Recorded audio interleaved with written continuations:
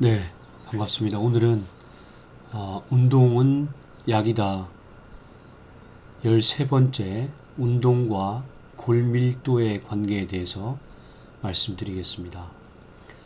그림에서 보시는 것처럼 스쿼시라고 하는 운동 동작인데 이러한 운동을 통해서 정상적인 골밀도의 그림이고 골다공증의 그림인데요. 정상적인 골밀도는 이렇게 빈 곳이 이게 진한 부분이 이제 구멍이 될 텐데 빈 곳이 될 텐데 굉장히 좁고 이렇게 빈 구멍이 커지면 골밀도가 줄어들어서 골다공증을 진단받게 됩니다. 이런 뼈는 19세기에 볼프라고 하는 독일의 학자가 제시한 이론인데 뼈는 스트레스에 적응하면서 좀 더 강해진다라는 이론입니다. 다시 말해서 운동을 통한 물리적인 자극, 이러한 스트레스들이 결국 골밀도를 향상시키게 된다라는 것입니다.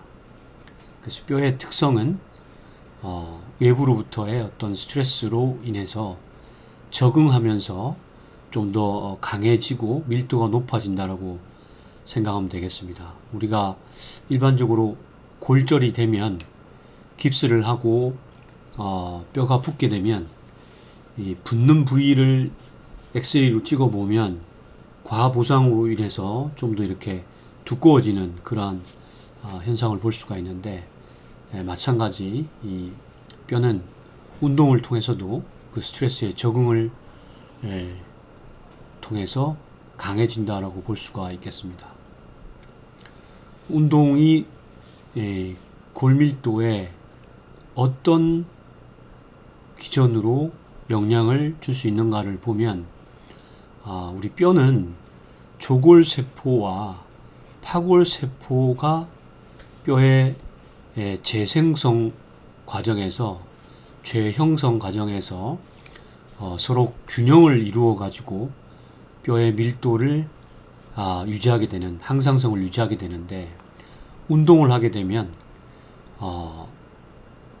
골 형성을 촉진하는 조골세포가 활성화가 되고 반대로 골 손실을 가지고 오게 되는 파골세포를 억제하게 됩니다.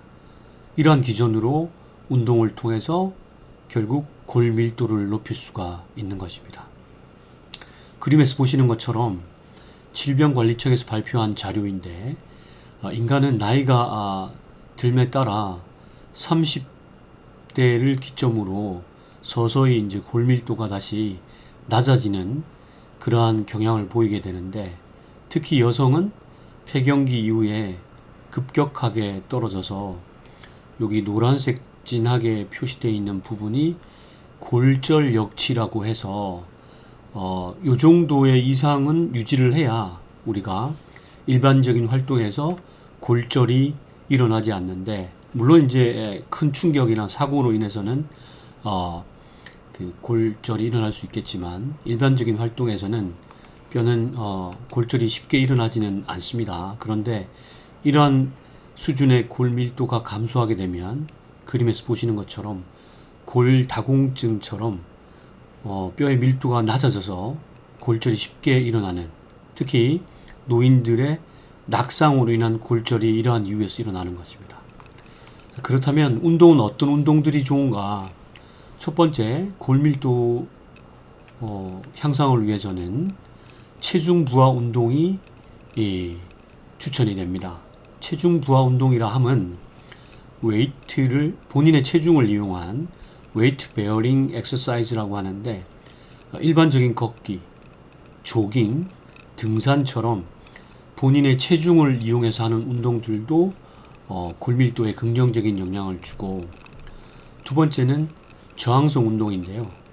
뼈는 근육으로 둘러싸여 있습니다. 그렇기 때문에 근육량이 증가하면 당연히 뼈를 보호할 수 있는 그러한 능력이 좋아지기도 하지만 실제로 골 밀도도 이런 웨이트 트레이닝을 통해서 우리가 향상시킬 수 있다는 것. 세 번째는 충격 운동인데요. 이 충격 운동은 특히나 점프나 줄넘기 같은 운동으로 설명할 수 있는데 청소년기에 성장을 촉진하는, 뼈의 성장을 촉진하는 좋은 운동으로 추천되기도 합니다. 노인들에게는 사실 이 충격 운동은 관절의 문제로 추천되지가 않고 체중 부하 운동이라든지 혹은 저항성 운동을 통해서 골 밀도의 관리를 하는 게 좋겠습니다.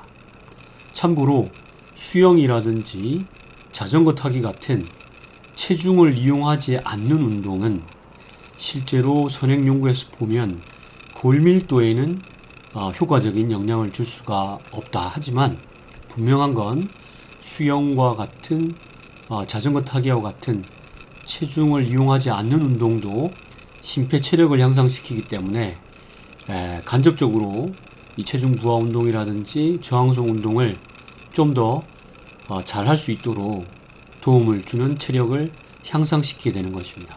그래서 요약하면 운동은 골 형성을 촉진하고 골 손실을 억제할 수 있는 좋은 약이 될 수 있다. 우리가 골밀도를 관리하기 위해서 일반적으로 칼슘과 비타민 D를 섭취하게 되는데 그와 더불어서 운동도 반드시 우리가 규칙적으로 실시해야 된다. 그렇게 생각하면 되겠습니다. 오늘은 여기까지 설명드리겠습니다.